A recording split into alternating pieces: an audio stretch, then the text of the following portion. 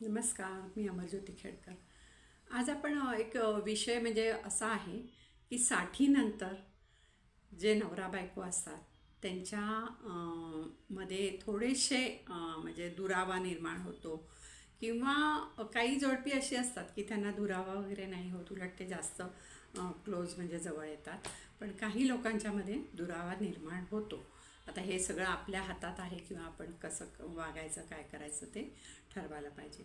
तर ह्याच्यामध्ये स्त्री असते ना, तिचं काय असतं की एक तर तिचं 50शी नंतर किंवा 45 ते 50मध्ये मेनोपॉज झाल्यानंतर थोडी ना म्हणजे एक तर शरीरात आता सगळ्यांना हे शास्त्रीय हे माहीतच आहे की शरीरात कॅल्शियम तयार होत नाही आणि त्याच्यामुळे मग थकवा येतो. विटॅमिन्सच्या म्हणजे जर गोळ्या वगैरे वरून सप्लिमेंट लावायला लागते आणि जर ती सप्लिमेंट लावली नाही किंवा डॉक्टरकडे जाऊन सगळं व्यवस्थित तपासणी करून सगळं केलं नाही तर मग तो थकवा जाणवायला लागतो. त्यामुळे विटॅमिन्स म्हणजे डॉक्टर मल्टीव्हिटॅमिन्स आणि कॅल्शियम डॉक्टर देतात आणि त्याप्रमाणे मग बाकीचं चेकिंग करून घ्यायला लागतं, कुठे शुगर आहे का किंवा ब्लड प्रेशर वगैरे बाकी सगळ्याच म्हणजे गोष्टी चेक करायला लागतात. तर थोडंसं काय होतं माहिती आहे का, स्त्रीला म्हणजे एकतर डिलेवरी आणि हे सगळं किंवा जबाबदाऱ्या असतात जेव्हा म्हणजे हे करत असतात संसारात, जेव्हा सुरुवातीला मुलं होतात, मुलं लहान असतात, खूप जबाबदाऱ्या असतात आणि आला गेला पाहुणा असतो आणि त्यात जर ती स्त्री जर जॉब करणारी असेल ना तर तिला ते जॉब सांभाळून सगळं करावंच लागतं आणि जर सासू सासरे असतील तर त्यांचं पण सगळं करावं लागतं. असं नाही म्हणून चालत की आता मी पण जॉब करते. आणि पूर्वीच्या काळी बघा तुम्ही अशा म्हणजे आत्ता कसं असतं की स्वयंपाकाला एक बाई, धुणं नसतं पण भांड्याला एक बाई, नंतर हे घरातलं झाडून पुसून फर्निचर पुसायला एक बाई किंवा वॉशिंग मशीन लावलं तर वॉशिंग मशीनमधले कपडे वाळत घालायचे, त्या कपड्यांच्या घड्या घालून ठेवायच्या त्याच्यासाठी एक बाई किंवा स्वयंपाकाला नसेल तर पोळ्यांना असते, नाही तर मग भाजी चिरून देणं, कापून देणं, कांदा कापून देणं, पीठ मळून देणं याच्यासाठी बाई असते. म्हणजे मदत खूप असते, हेल्पिंग हँड असतात. आणि तसं पूर्वीच्या काळी कसं होतं की पूर्वीच्या काळी हे नव्हतं म्हणजे असं नवरे काम करत नव्हते, म्हणजे सगळं त्यांना हातात द्यावं लागायचं. काही जणं करत असतील म्हणजे असं म्हणजे नाही तर लगेच काही काही पुरुष लगेच मेसेज करून हे करतील, तर काही जणं करत असतील पण सगळेच नवरे काम करत नव्हते.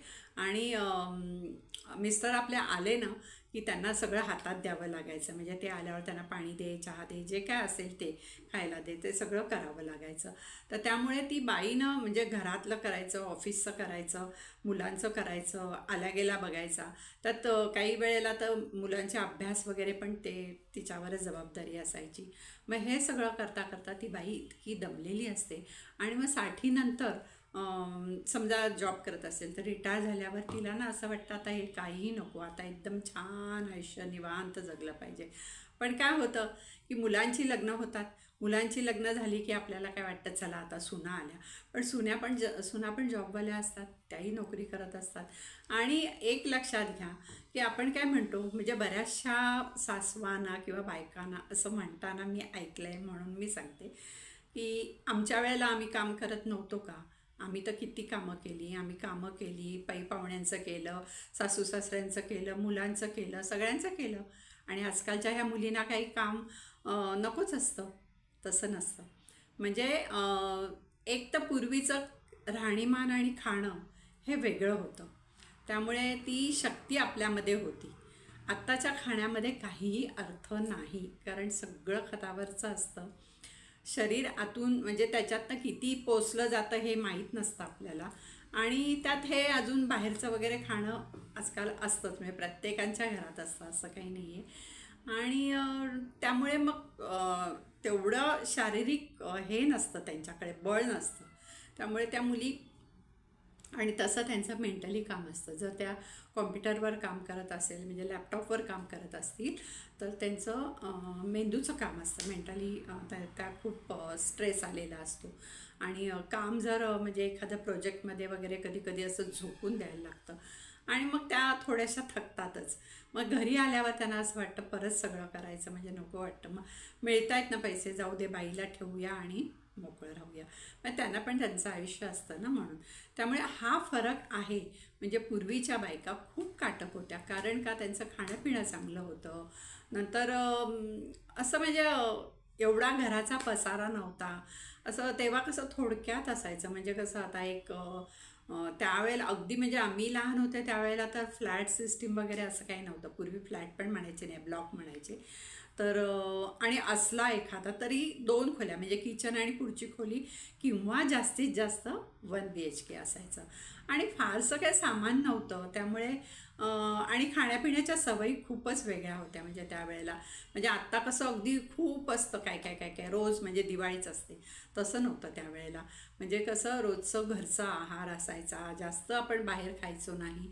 आणि मला आठवतं की आमच्याकडे कधीतरी महिन्यातनं एकदा वगैरे आम्ही असे बटाटे वडे वगैरे आणायचो. बटाटे वडे म्हणजे एकदम दिवाळी त्यावेळेला वाटायचं. की आजकाल काय सगळेच पदार्थ आपण बाहेरनं मागवतोय. एक फोन केला, ऑर्डर केली की सगळं आपल्याला मिळतं घर बसल्या. तर ठीक आहे, म्हणजे हे पण आयुष्य चांगलं आहे, म्हणजे जगायला काही प्रॉब्लेम नाही आहे. पण म्हणून मग त्या मुलींना ते आतून त्यांचं शरीर एवढं कणखर नसतं. पूर्वीच्या बायका कशा कणखर होत्या, म्हणजे अजून 60 ओलांडली तरी थोडंसं त्या हे असतात. पण हे सगळं करून करून ना बायकांना कंटाळा आलेला असतो. आणि पुरुषांचं कसं असतं, पुरुषांचं म्हणजे नोकरी करायची, नोकरी म्हणजे त्यावेळेला ते जाणार, त्यांना सकाळी डबा हातात मिळायचा, म्हणजे सगळं बाई घरातली बाई करून द्यायची, डबा हातात मिळायचा. आणि अगदीच ज्यांना सोय आहे ऑफिसमध्ये खायची किंवा वगैरे, तर त्या जाऊन ऑफिसमध्ये खायचे. ऑफिसमधलं काम झालं, घरी आले की परत दिमतीला बायको असतेच त्यांच्या. मग ती सगळं हातात देणार, हे करणार. आणि त्यावेळेच्या बायकांना पण काही वाटत नव्हतं. म्हणजे आजकालच्या मुली आहेत त्या लगेच नवऱ्याला सांगतील, मी पण जॉब करून आले, मी पण काम केलं आहे, तू घे हाताने, असं सांगतील. पण त्यावेळेला आम्ही सांगत नव्हतो असं. म्हणजे अगदी ताटातसुद्धा पोळी व्यवस्थित वाढायला लागायची, भाजीच्या जागी भाजी, म्हणजे कुठेही ताटात वाढल्या असं नव्हतं चालत. आणि ताट वाढायला लागायचं. म्हणजे असं नव्हतं की म्हणजे आता कसं आताची ही मुलं स्वतःही खातात आणि बायकोलाही देतात, म्हणजे ताट वगैरे. तसं नव्हतं त्यावेळेला. त्यावेळेला घरातल्या बाईला करावं लागायचं. त्यामुळे मग 60 नंतर ना ती बाई थोडीशी ह्या संसाराला कंटाळलेली असते, की त्यांना वाटतं की आता बस झालं ना, किती करायचं. पण काय होतं, सून आली की सून पण नोकरीवाली असते. जरी बायका घरात ठेवल्या तरी त्या बायकांवर लक्ष ठेवणं, त्यांच्याकडनं करून घेणं हे सासूला करावं लागतं, कारण सून घरात नसते म्हणून. आणि नातवंड असतील तर त्यांच्याकडे लक्ष द्यायला लागतं. ज्यांना ह्याच्यात रस आहे, आवड आहे, त्या आनंदाने करतात. ज्यांना रस नाही किंवा ज्यांना खूप थकल्या आहेत किंवा कंटाळा आला आहे, असं आता बऱ्याच जणांना कंटाळा येतो ना, तर मग त्यांना असं वाटतं काय हे आयुष्य आहे, म्हणजे आधी पण केलं आता पण करायचं, तर असं होतं. आणि मग नवऱ्यांचं कसं असतं की त्यांचे मग ते रिटायर झाल्यावर ते सकाळी वॉकला वगैरे जाणार. मग त्यावेळेला त्यांचा तो ग्रुप तयार होतो, किंवा हास्य क्लबला जाणार, त्यावेळेला त्यांचा तो ग्रुप तयार होतो. आणि मग ते बसतात कुठेतरी, चहा पाणी घेतात, मस्त खाणं पिणं, काय बाहेर गप्पा मारणं, असं सगळं होतं. आणि मग घरी येतात. घरी आल्यावर परत त्यांना त्यांचा ब्रेकफास्टची म्हणजे नाश्त्याची वेळ झाली की त्यांना ब्रेकफास्ट हातात मिळतो. त्यांचं असं काही हे होत नाही. पण घरातल्या बाईला सकाळी सकाळी बाहेर जाणं होत नाही, किंवा ती जरी बाहेर गेली वॉकिंगला तर तिचं सगळं लक्ष घराकडे असतं, की नाही नाही ही वेळ झाली, हे काम व्हायला पाहिजे, ते काम व्हायला पाहिजे, किंवा बाई येईल, काय जे काय असेल ते, म्हणजे तिला घराची ओढ असते. त्यामुळे मग बायकांना ना थोडासा कंटाळा यायला लागतो. आणि बऱ्याच वेळा पुरुषांना काय वाटत असतं, की बऱ्याचशा पुरुषांना की मी जातो ना, मग माझ्याबरोबर माझ्या बायकोनी पण यावं.